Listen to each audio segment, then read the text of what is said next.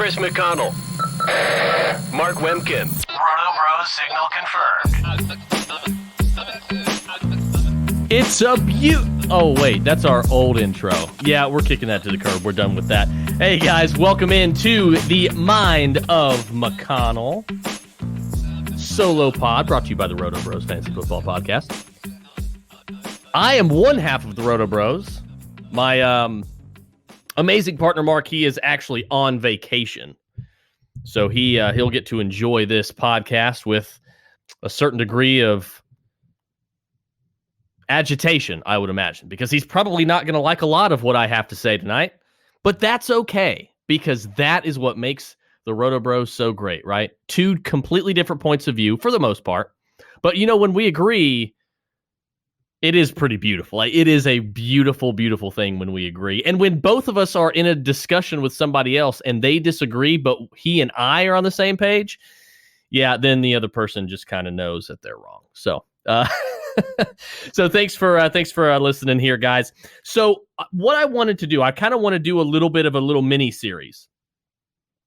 Okay. And I kind of got the idea from the little series that Mark and I did discussing the second and third tier running backs the other day in the draft on the previous show. So what I'm going to do tonight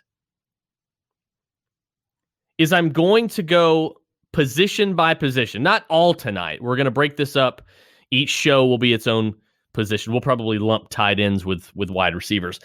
But I've just finished up my first actual real set of positional rankings for 2021. And so I wanted to kind of go position by position, do a different show for all the positions, and just talk about some of these players and where I currently have them ranked. Now, look, it's the end of June. It's July, right? Tomorrow's July. Today's July 30th. There's not 31 days in June, is there?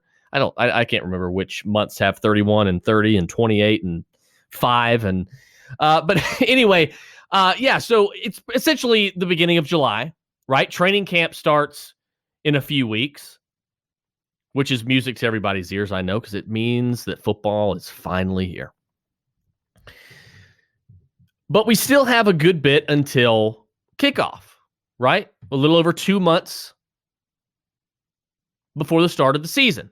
So I wanted to go ahead and get these rankings out here, and as they change, I may do one more little mini series if as they update, because we all know when we go into training camp, there's going to be some injuries to high profile players, significant injuries as well. So, you know what I mean? Like, rankings are going to sort of fluctuate in that manner.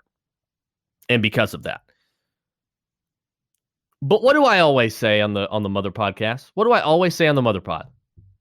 What position moves the needle? Nothing moves the needle like running back. Nothing. Everybody always is fine with talking running back. You could talk running backs for hours. At least I could. And we can do it all the time in the Roto Bros Fantasy Lounge, which you can join by going to patreon.com/Roto Bros. There's a $2 tier and a $5 tier, the silver tier and the gold tier, in other words. Both tiers will get you access into the Roto Bros Fantasy Advice Lounge. This is a 24/7, 365 operation. We have a great community there, very helpful community. You have you need trade advice, waiver advice, draft advice, lineup advice. We're going to have it all there for you. And we're also going to have a special treat called Roto Bros Live. That's going to be live on our YouTube channel every Sunday morning during the season. So be on the lookout for that, hosted by yours truly. And so you definitely want to check that out. Again, $2 for the silver tier, $5 for the gold tier. The $5 gold tier will get you a bunch of extras. The $2 silver tier will get you into the Fantasy Advice Lounge. And so that's going to be your base tier there. But it is completely worth it, even if you go with the $2 tier. Trust me. Trust me. So that's patreon.com/Roto Bros. We got a channel for everything.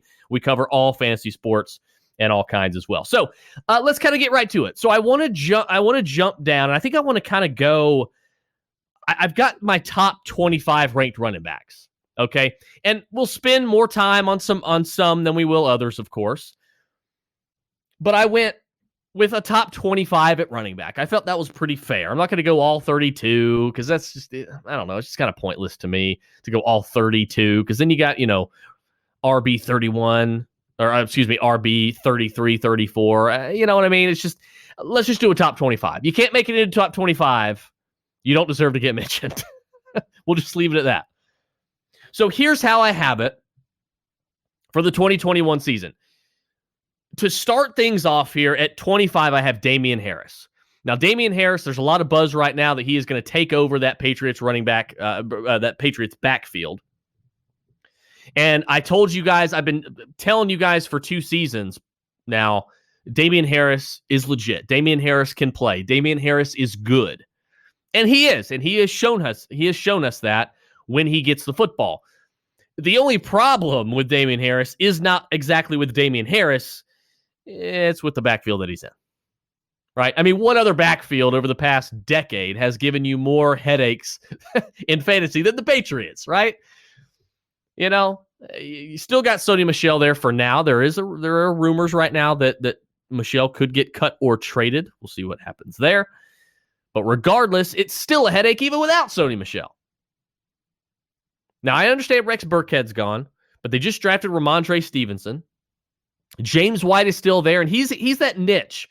Like, that he is going to catch passes. So that right there in and of itself sort of limits the fantasy upside that Damian Harris can give you.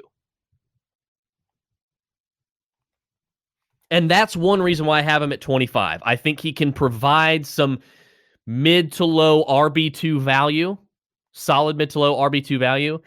And with what you're going to pay for him in the draft and via a trade, I think you'll pretty much be happy with that price point. Now, I mean, look, if anything happens to James White, look out. Damian Harris is going to have it all to himself for the most part. And so then we could see Damian Harris be sort of a sleeper this year. I don't forecast that because James White's healthy. You don't really want to forecast injuries if you can help it.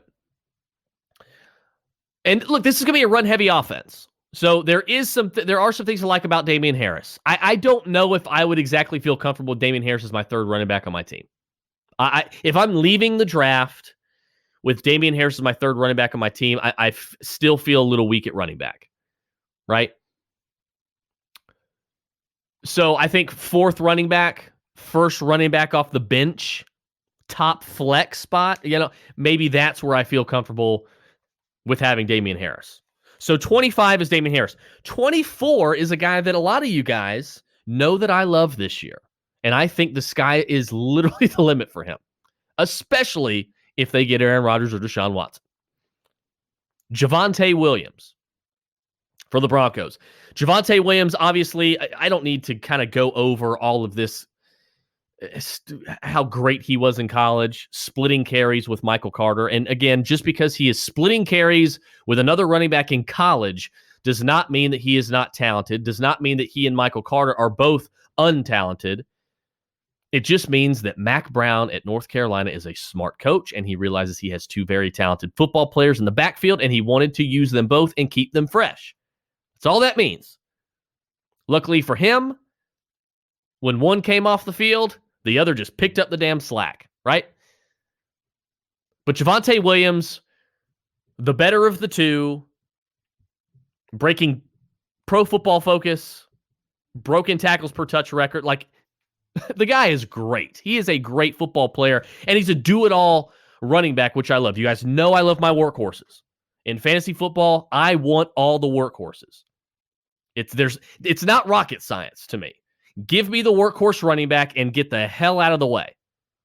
This is exactly why I'm starting my redraft leagues coming out of the first round with Austin Eckler, with any leaving the second round, I should say, with any combination of 2 of the 3: Austin Eckler, Najee Harris, Ezekiel Elliott. Going into round 3, 2 of those 3 guys are on my team in literally every single one of my redrafts. I'm not messing around with it. I know what I'm getting with these guys when they're healthy. I know they're going to get the majority of the work. I want the do-it-all guy. Javonte Williams profiles as such. And he is in a backfield with a guy named Melvin Gordon, who we can tell his play has suffered. We can tell the coaching staff isn't exactly as thrilled with Melvin Gordon as they were the day that he signed. This is why they traded up in the second round to get Javonte Williams. They see the writing on the wall. This is why they added Mike Boone in the offseason as the third running back.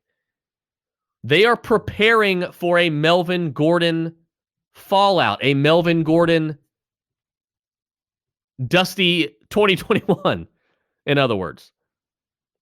I want to be ahead of that. So give me Javonte Williams as RB24 this year. And I think he definitely has, obviously, the upside to be better than that. Now, I think there is a chance he starts the season as the starter. There are rumors about that right now. Using Melvin Gordon as like a third down back. I think that would be the best move for them personally. But whether Teddy's there or not, whether Teddy's the quarterback or it's Aaron Rodgers, who Aaron Rodgers, for the record, I think is going to be the quarterback for the Broncos eventually. Either way, I still like Javonte Williams at this spot, but his upside improves significantly if it's Aaron Rodgers for obvious reasons. So Javonte comes in at 24. I think I've said week 8, week 9 publicly. I think he takes over. Maybe even before that. It wouldn't surprise me, but I don't think any later than week 8, week 9. Javonte Williams is the guy. Antonio Gibson comes in at 23. Look, I like Antonio Gibson. I think he had a great year last year, obviously. Surprised a lot of people. But I'm looking at all these guys that I have ranked ahead of him, and I have to ask myself, do I feel on this team, that this guy is likely to outscore any of the guys I have ahead of him? I feel he's unlikely to outscore the vast majority of the guys I have ahead of him.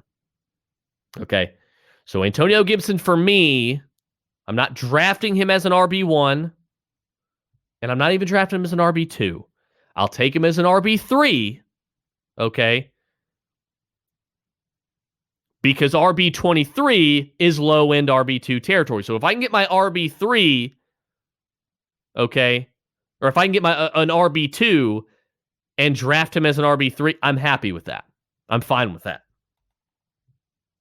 So if you're leaving round 4 with Antonio Gibson, hats off to you. I think that's a good move. I like that. As long as he's not your second run back on the team. I think you probably want to pay a little more attention to workhorse running backs than that. Coming in ahead of Antonio Gibson, Miles Sanders. Now, I understand. The Eagles' running game, I'm a little bit worried about. Okay? And I'm not worried about it because I don't like Miles Sanders, because many of you will remember I'm the original table pounder for Miles Sanders coming out of the draft. I loved Miles Sanders. All about Miles Sanders. He was a top 2 running back for me, top 2 or 3 running back for me in that class. And I think he's great and he's awesome. And I would love to have him on my real life football team if I was a GM. But I do think that Kenneth Gainwell is going to get a lot of run here. I do think this is going to be a heavily used committee at running back. So I don't think Miles Sanders is going to be any sort of workhorse. And I think his ceiling is a lot lower than what some would like to admit. So for me, I'm a little bit colder on Miles Sanders than most. Now, the passing offense for the Eagles, I think, is going to be stellar. I love Jalen Hurts this year. It's a QB1 for me. Of course, the quarterback show will be next. Okay, that'll be the next little mini series we have, so you'll find out where he's at specifically. But I do like Jalen Hurts as a QB1 this year in fantasy. I think Devontae Smith is going to be a league winner toward the end of the year. So I love that Jalen Hurts, Devontae Smith stack. And I think Jalen Reagor's probably going to have a little bit of a better year than he had last year.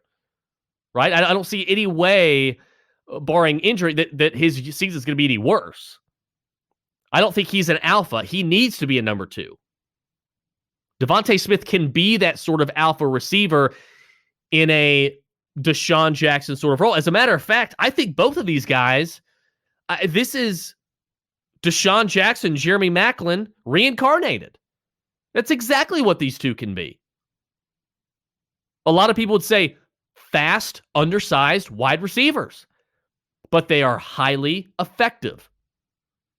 And I think that's what we're going to see with this passing offense. And not to mention the fact that Zach Ertz is probably going to be leaving town. There's a rumor going around Twitter right now that the Bills are close for a trade with him. Stop me if you've heard that one before. But we'll see how real that. Zach Ertz is getting moved. Let's make that. Doesn't matter where he goes. He's out of Philly. Dallas Goedert is the guy. Dallas Goedert is going to be a strong tight end 1. Again, we'll put the tight ends in with the wide receivers during that show. But Dallas Goedert, I love.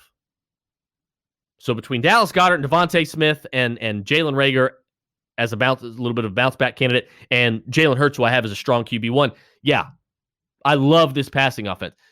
But with Miles Sanders, I do believe he is going to have a lot of backfield mates, have a lot of different work in that backfield. I don't think he's going to see nearly the amount of work, nearly the amount of workload that a lot of people would like to see. So I'm a little colder on Miles Sanders.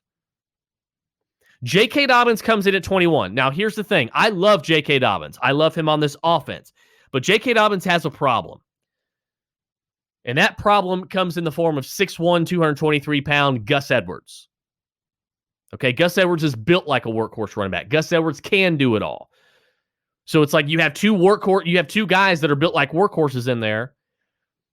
Okay, you got to include both of them, right? So from a real-life standpoint, it's a smart move by Baltimore. But if I'm an owner of J.K. Dobbins and I'm expecting RB1 fantasy output, I think I'm going to be a little disappointed. I really do. I think I'm going to be a little disappointed because Gus Edwards is going to take some receiving work. Gus Edwards is going to take some goal line work. He's going to be one of the most frustrating goal line vultures this year that we've seen in a long time. Remember how frustrating it was watching Lindell White vulture all those touchdowns from Chris Johnson? When Lindell White had 16 touchdowns. And what was it? Was it 2009? I don't know if it was 2009. Lindell White, 16 touchdowns. We've seen goal line vultures before. I think Gus Edwards is going to be one of those guys as well. So J.K. Dobbins has to take a hit fantasy-wise for me. I love the guy. Absolutely love him. But 21's the best I can do, man. I feel like I'm on Pawn Stars. You want top 15, 21's the best I can do. Take it or leave it. Travis Etienne comes in at number 20. A lot of you will know Mark and I have had plenty of discussions around Travis Etienne and this Jaguars backfield. We both love Travis Etienne. Travis Etienne was my number 1 ranked pre-draft running back. The only reason that changed is because of where he landed and because of the fact that I don't think that James Robinson is just going to be a forgotten man. I think he'll be involved. I think they want to create that sort of Nick Chubb, Kareem Hunt sort of thing they got going on. So I don't think that Travis Etienne, even with first round draft capital, is stepping in as a workhorse running back like James Robinson was last year. But believe you me, if something happens to James Robinson, or it turns out he was a complete mirage last year and just can't do it in 2021, Travis Etienne has the upside of Christian McCaffrey, Alvin Kamara.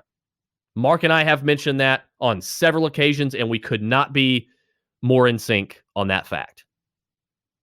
That is not up for debate anywhere. That is the upside of Travis Etienne. It's capped with James Robinson as long as James Robinson is involved. But in PPR, Travis is going to be pretty valuable. And I have got him in several redrafts as my third running back. So I'm going running back. I'm teaming up Travis Etienne with Najee and Austin. And Austin and Zeke, or Zeke and Najee. And I'm loving that core three. In a league that starts 2 running backs and has 2 flex, or even just 1 flex, I'm loving getting out of the third round with that. Super flex or not, I don't care. I'm satisfied with those guys as first 3 picks because I think Travis Etienne is going to be a day 1 impact player, at least in the receiving game. And that's going to lend itself to a lot of value, I think. So his ceiling is higher than 20, but that's where I've got him right now. Chris Carson at 19. I mean, what do you say? What do you say about the guy? Like, all the stuff that this guy's been through, all the crap he's had to deal with, Rashad Penny getting drafted, all these injuries he's had to overcome, bad offensive lines in Seattle. He just like the guy just produces. So why do we think it's going to be any different this year? Yeah, is it going to be an RB1 again? No, probably not. But come on, how can we deny Chris Carson RB19? To me, that's almost a little bit of a value because we've seen he could be better than that. Running back 18, I have Kareem Hunt. You see how I'm going backwards to kind of keep the suspense going? you like that? I know it's got to be bugging some of you, but I had to keep the suspense going. I didn't want to start with 1. It's anticlimactic. Nobody wants to end with 25. Let's start with 25. RB 18, Kareem Hunt. Kareem Hunt obviously can be finished last season as an RB1. He's been on pace for RB1 numbers, the last 3 years now? Including the year that he was suspended? Kareem Hunt as RB18, I think, is perfectly reasonable. And it could end up being a little low, to be quite honest with you. This is going to be an efficient offense for the Browns. Great offensive line. Kevin Stefanski loves to run the ball. Kareem Hunt's going to get his fair share of carries. Nick Chubb doesn't have to worry too much, but Kareem Hunt's going to get, he's a do-it-all guy. He's an effective, efficient running back. We've seen it his entire career, from his rookie season until now. He's going to be fine. He should be a starter in this league is what he should be, actually. But I have Kareem Hunt as RB18. Ahead of him, I have Mike Davis. Now, a lot of you are probably thinking, man, just a couple months ago, you were all about Mike Davis and thought he could be an RB1. I think he can be. But the problem is I can't shake this feeling that Atlanta is going to add something to the backfield, whether it's Le'Veon Bell, whether it's Adrian Peterson, whether it's Frank Gore. I can't shake the feeling that Mike Davis is going to have some more company. And I don't want to hear Kadri Ollison. Kadri Ollison is not moving the needle whatsoever. Okay, he's a glorified he's not moving the needle whatsoever. But I think Mike Davis has a little bit of a higher ceiling if Atlanta doesn't add anybody to the backfield. Because then he will be a workhorse on a team that's probably going to be scoring a lot of points because they do have a solid offense. And the defense isn't that great. So they probably are going to give up a lot of points. Right? So there's a lot to like about Mike Davis. A lot of scoring opportunities. And I think as Kyle Pitts continues to mesh and learn and get better as the season goes along, the offense is only going to get better. And I think I saw this earlier tonight. I think last year they had the second overall strength of schedule. I think this year it's like 30th or something. So, and it's at least bottom 25. So the schedule should be a little bit softer. So Mike Davis, I think, is a solid pick. If you leave with him as your third running back, I think you should be pretty happy with that. And in most cases, you probably are leaving the draft with Mike Davis as your third running back. There's a lot to like about Mike Davis here as long as he ends up being the workhorse. So it is a little bit of a risk. So you might want to keep that in mind. Oh boy. Here's the big one. And I think everybody may know where I'm going with this. Here's the big one. Cam Akers. Everybody loves Cam Akers. it seems. I am of the opinion. First, I need to clarify. I like Cam Akers, the football player. I think Cam Akers is good at football. I don't think Cam Akers sucks. I think Cam Akers is going to have a good season. I think he'll be a pretty solid fantasy running back for the most part, as long as he stays on the field. But I hate his ADP. I'm not taking him in the first round. I'm not doing it. Because if I have to take Cam Akers in the first round,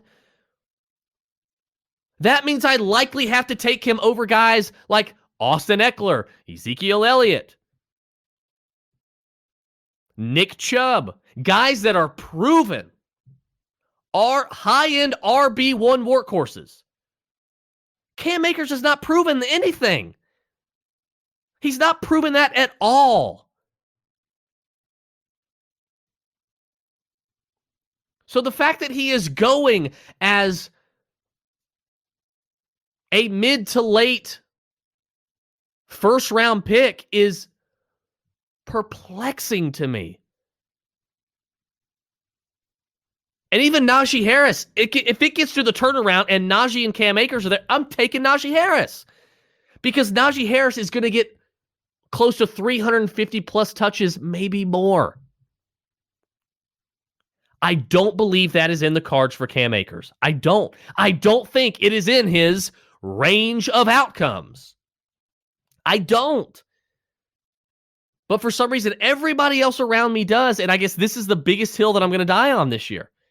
I know there's some people that agree with me, and I know there's some of you driving in your cars right now or wherever you're listening and just pumping your damn fist because somebody finally agrees with you. And I know a lot of you, probably most of you, are shaking your heads.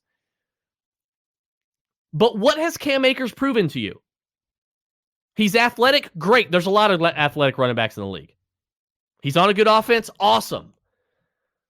But why are we just...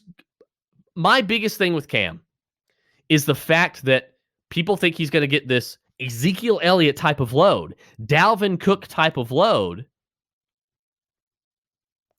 while Darrell Henderson is still there. He still exists. Darrell Henderson is not a bad running back. And I think this is the biggest wall between me and the Cam Akers in the first round, folks. I believe Darrell Henderson is going to be heavily involved. We are going into a football season with an extra week. I believe we're going to see more teams say, hey, we need our best guys healthy for the playoff run. I think Sean McVay saw what happened and how quickly Todd Gurley deteriorated from the workload that he previously received. I think Sean McVay is an intelligent guy. And I think he knows that he has two talented running backs in the backfield, and he's going to use them behind a much improved offensive line and behind a better quarterback than Jared Goff, opening up running lanes for both of them. And now most people, I think, listening are thinking that Cam Akers is going to get like 80-20 split. He's going to get 80% of the touches out of that backfield. I think that could not be more of a mistake. We'll be lucky to see 70-30. I don't think it'll be... I think it'll be a lot closer to 60-40. And it might even be closer to 50-50. But I would lean a 60-40 split. Sorry, 60-40 split to me is not going to get you as a top flight first round pick. Sorry about it. Not going to happen. Now, there was someone in the fantasy Discord today that got Cam Akers in the 4th round. I don't know what kind of league that is. I think it's a 10-team Superflex. Superflex leagues will obviously push running backs down the board a little bit, so I understand that. 4th round is pretty egregious. I'll take Cam Akers in the 4th round all day. I'll take him in the 3rd round all day as well, but I'm not taking him over guys like DeAndre Swift. So there's a little foreshadow for the upcoming rankings here. But that's my thought on Cam Akers. I like Cam Akers. I think he's a good player, but I think counting out Darrell Henderson is going to be a problem. And I think equating Darrell Henderson to Alex Madison or Tony Pollard or... Let me put it to you this way. I think Darrell Henderson is going to be closer to Gus Edwards than I think he will be to Alex Madison when it comes to workloads. That's what I'm not saying he's going to get as much as Gus Edwards, but I think he'll be closer to Gus Edwards' usage than Alex Madison's. That is why I will not and cannot, and you should not, get on board with Cam Akers going in the first round. Now, if Darrell Henderson gets hurt or if he were to have a serious injury tomorrow, absolutely, Cam Akers skyrockets. Absolutely skyrockets off the board, and he's probably in my top 10. But until that happens, Cam Akers stays at 16 for me, and I don't think it's egregious. I think it's absolutely reasonable. David Montgomery comes in at 15. I love David Montgomery this year. The problem with David Montgomery is, I think, obviously, Tariq Cohen's back. David Montgomery was helped by the fact that, obviously, they did play a weaker schedule down the line. He dominated. David Montgomery was a league winner toward the end of the year. Tariq Cohen was not there. I believe Tariq Cohen, obviously, is going to come back, going to play his James White sort of niche role in the offense. And I think that's going to take away some of the fantasy allure from David Montgomery. So David Montgomery, I think, has the ability, and this obviously has the ceiling to be a high-profile RB1 like we saw last year. I think he finished RB4, if I'm not mistaken. But he did RB4 behind Derrick Henry, Dalvin Cook, and Alvin Kamara. But I do believe that David Montgomery is a solid running back pick, and I have taken him as my third running back after taking guys like Eckler and Zeke and all that. So I have left the third round in a couple of my redrafts with David Montgomery there. So I'm comfortable with that. Anything earlier, I don't know that I'm super comfortable with it. But if you were to tell me that Tariq is going to get hurt or Tariq's not going to be the same, okay, now we're talking, borderline RB1 now is where I would rank him. But right now, top 15, I don't think that's a problem. I think that is very reasonable for David Montgomery. And I think look, Andy Dalton's not going to hold down Justin Fields. I don't give a damn if he's starting week 1 or not. Andy Dalton is not going to hold back Justin Fields from this offense. It's just so if you think for 1 second, if you believe that coach speak that's coming out of Nagy's mouth right now about Justin Fields not going to start until he's ready, all this look, it ain't going to take 6 weeks for Justin Fields to see the field. It might only take a week.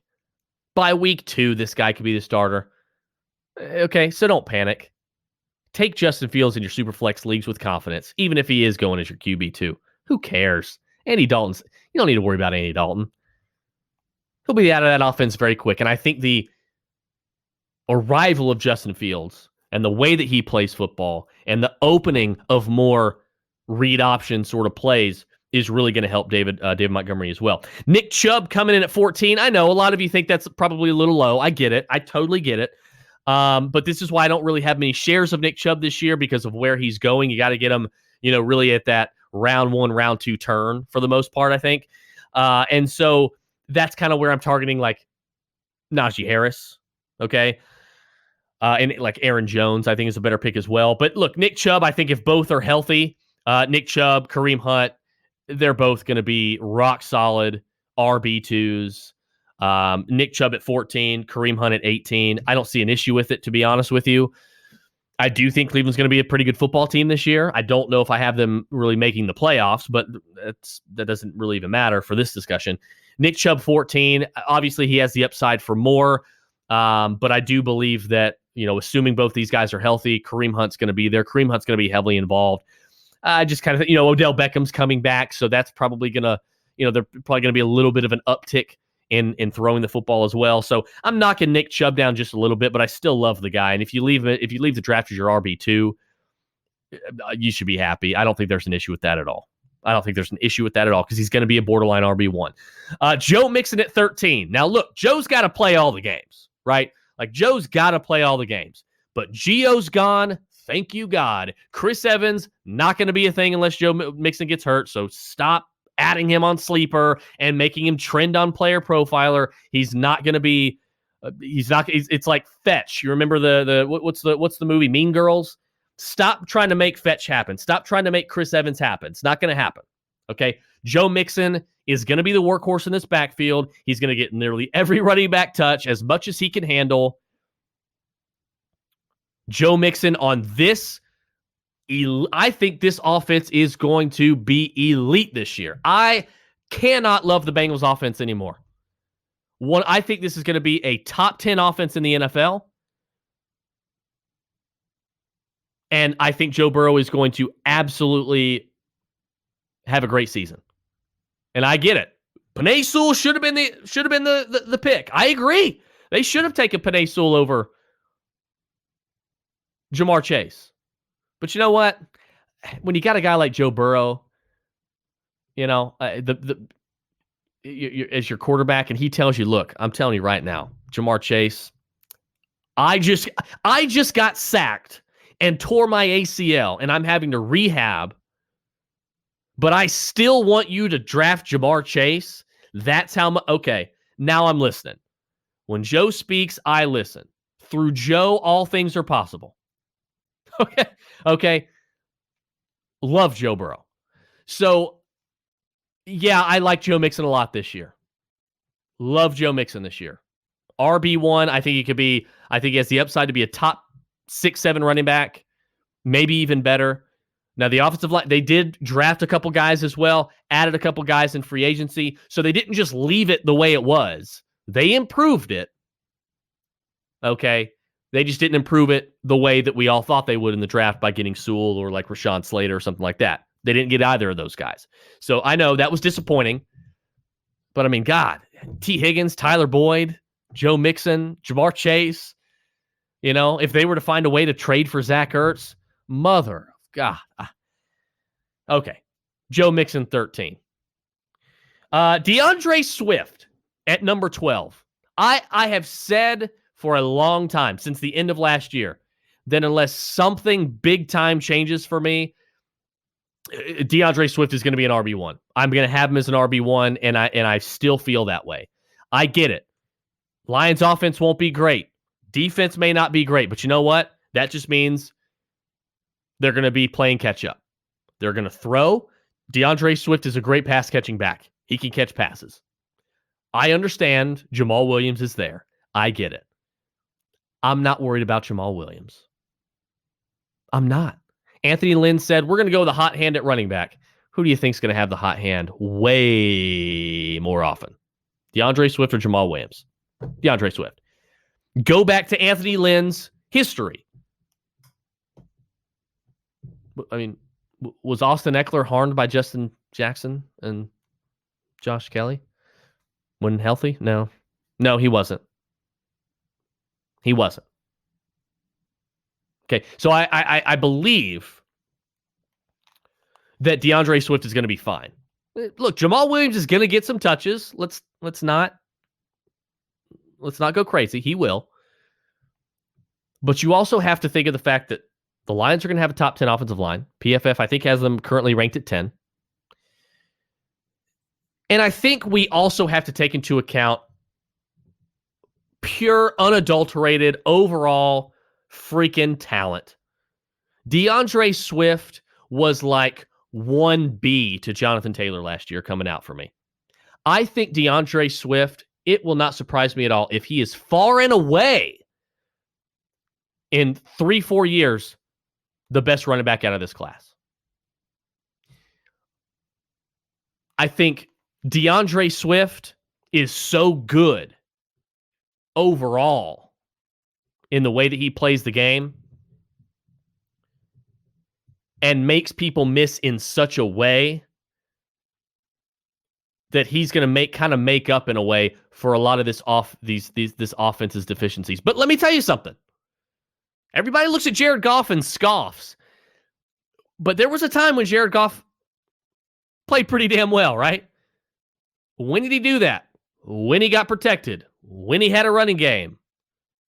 I mean, look, he's going to have the running game. He's going to have the offensive line. Now, I think Dan Campbell is kind of a clown coach showing up to talking about this knee-biting crap. and showing up to press conferences and what was it, a motorcycle helmet or something? I don't know. I just think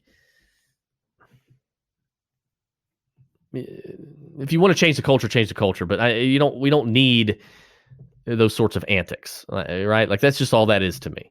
You're just trying to get you're just trying to get attention on the Lions, and I get it, but that's not the way to do it, man. So look, the coaching is the biggest question mark for me, but I think DeAndre Swift is going to be fine, and we see. Everybody talks about, but he's not a bad offense, but he's going to have a great offensive line. Okay.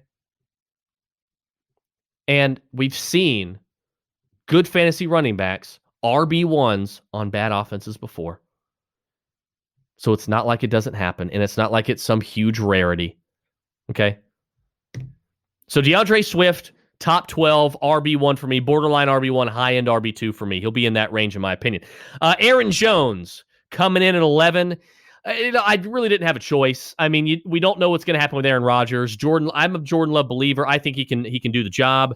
But at the same time, we have to also think about how that could affect Aaron Jones, right?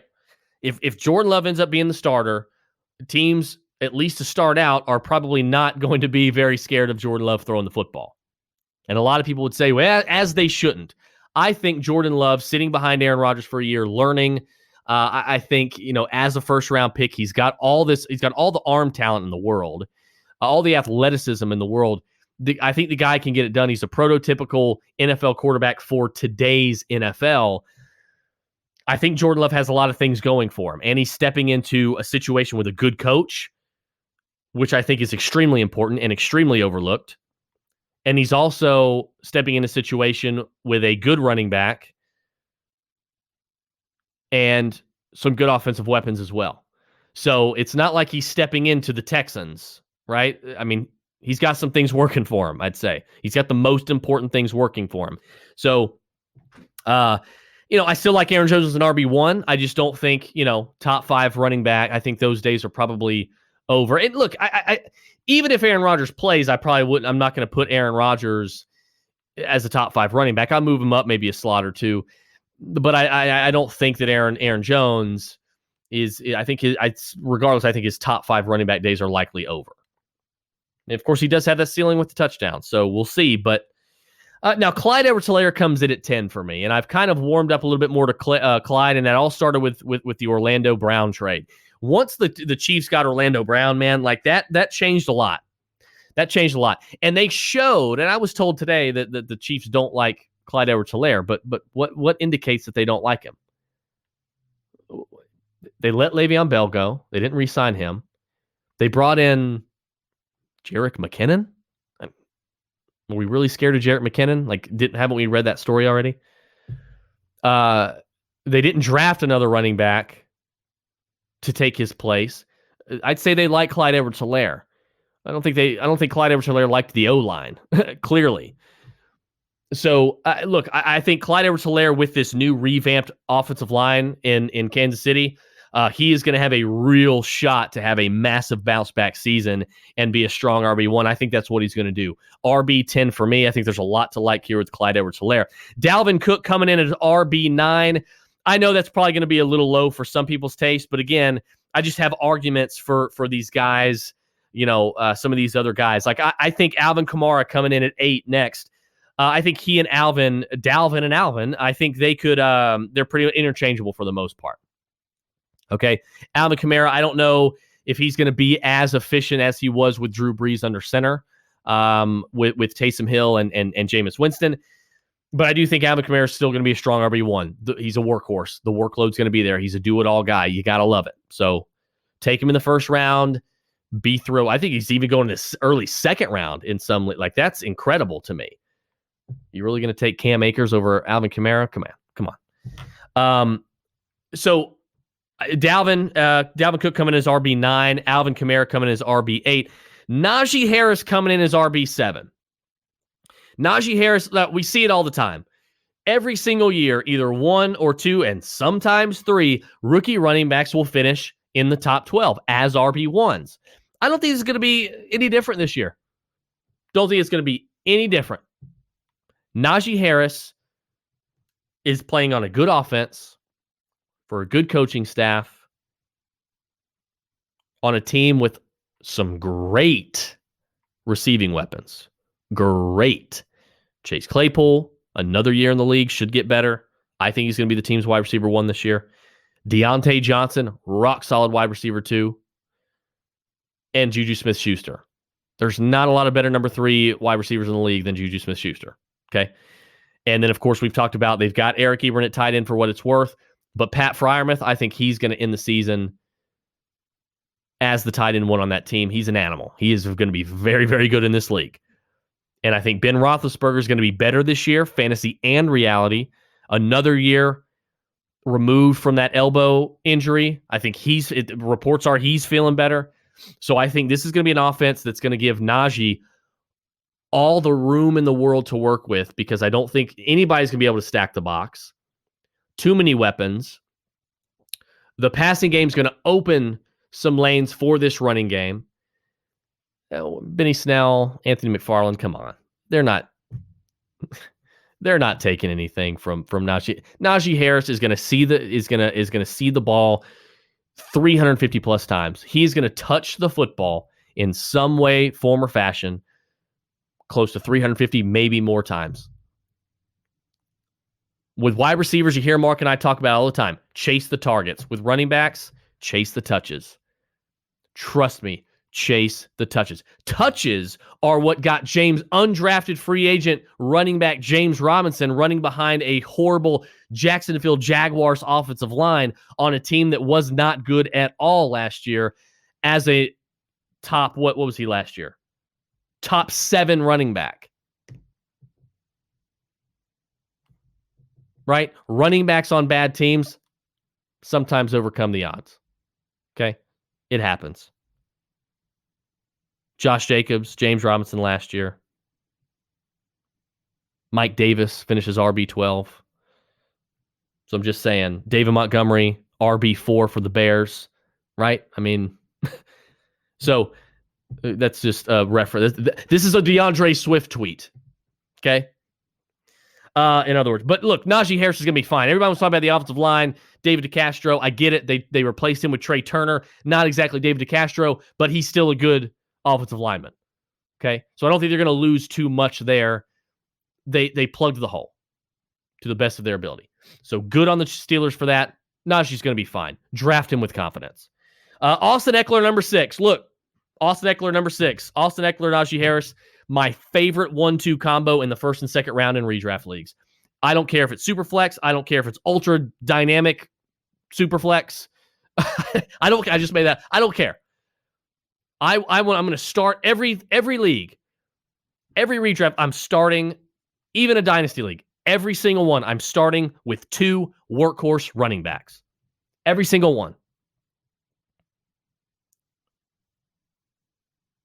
And Austin Eckler fits the bill. Najee Harris fits the bill. So 6 and 7 RB1s for me. Workhorse running back. Great offense. Justin Herbert to the moon. Like, nobody cares about Josh Jacobs. Or I'm sorry, nobody cares about Josh Jacobs either, apparently. But nobody cares about Josh Kelly. Nobody's scared of him. He's not any good. Nobody cares about Justin Jackson. He's not any good. There are no threat to Austin Eckler's workload. Austin Eckler is 26. He is a beast. He is a do-it-all workhorse on this team. Good offensive line, great young quarterback, rock-solid weapons. This team is going to contend for that division title. And Austin Eckler is going to be a part of that as long as he's on the field. RB5, Derrick Henry. Okay, a little bit lower than RB2 or 3, even RB1, I get it. But look, I'm just sort of adding some logic here. They did add Julio Jones. As long as Julio's on the field, they'll probably throw a little bit more. I think Mark and I had a conversation on the podcast about this. They'll probably throw, he thinks they'll throw a lot more. I think they're going to throw about a tick 50 more, 50, 75 more passes. That will probably take away a little bit from Derrick Henry. Look, Derrick Henry's getting older. Was he 27? Somebody check me on that. I don't know. But I think Derrick Henry is going to be fine. If you take him in the first round, I still think you're going to be plenty happy with what he's going to give you, obviously. Derrick Henry's 27 as of January. And look, he got a lot of tread on the tire. Like, got a lot of work on the tires, right? 378 attempts last year. 31 targets on top of that. So Derrick Henry has had huge workloads before. I think he'll have a huge workload this year, but I don't think we're going to see 378 carries. I think we're going to see, more like what Josh Jacobs may have got. Well, maybe a little bit more than what Josh Jacobs got. We're probably going to see,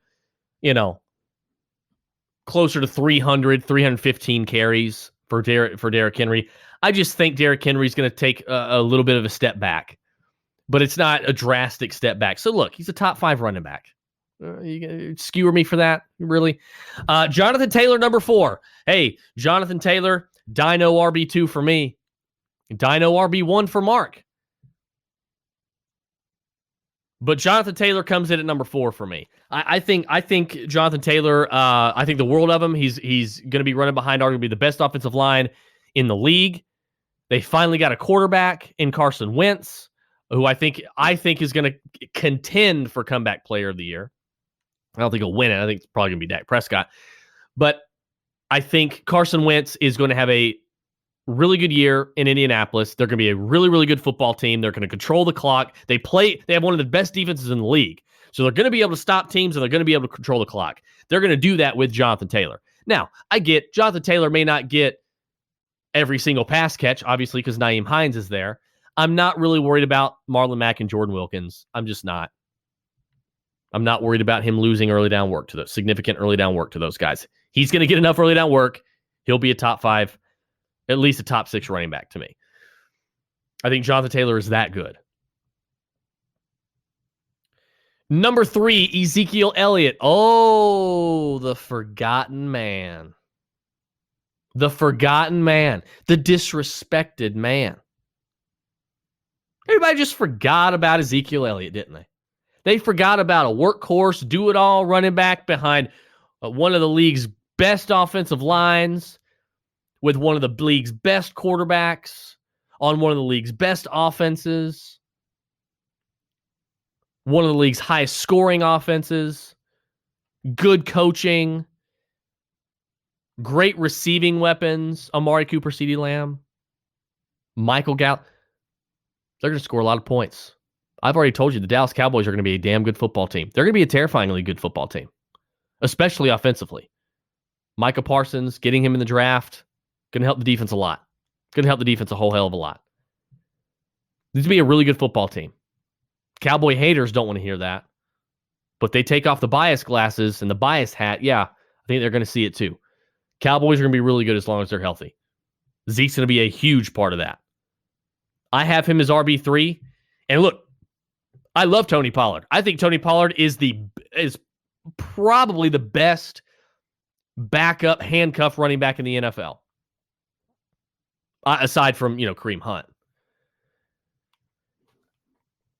So I would take, if I got Zeke, I don't, if you want to handcuff him to the best, if you want to handcuff Zeke with the best handcuff, arguably the best handcuff running back in the league, go for it.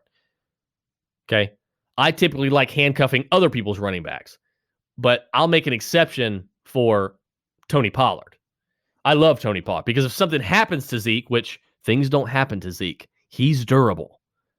The best ability is availability, and I want my workhorse running back and my first round pick to be available. So give me Zeke in the first and second round all day long because that's where I've seen him go. I've taken him in the second round. I've taken him in the first round. It's disgusting how disrespected I feel Ezekiel Elliott is being right now. Whether you think he's talented or not, he produces, good offensive line, great offense, high-scoring offense, checks all the boxes, checks them all, stays on the field, checks them all.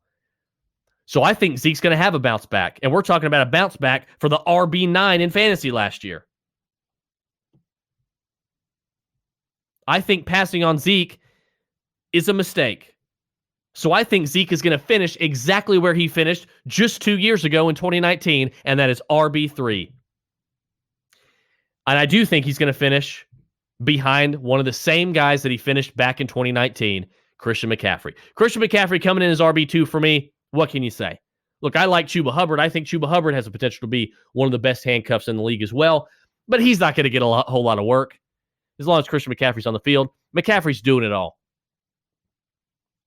Probably the highest ceiling running back in all of fantasy. Okay, we've seen it before. If he finishes number one over my number one Saquon Barkley, who's going to be surprised? Right? Who's going to be surprised? Number one overall pick in fantasy, go for it. Nobody's going to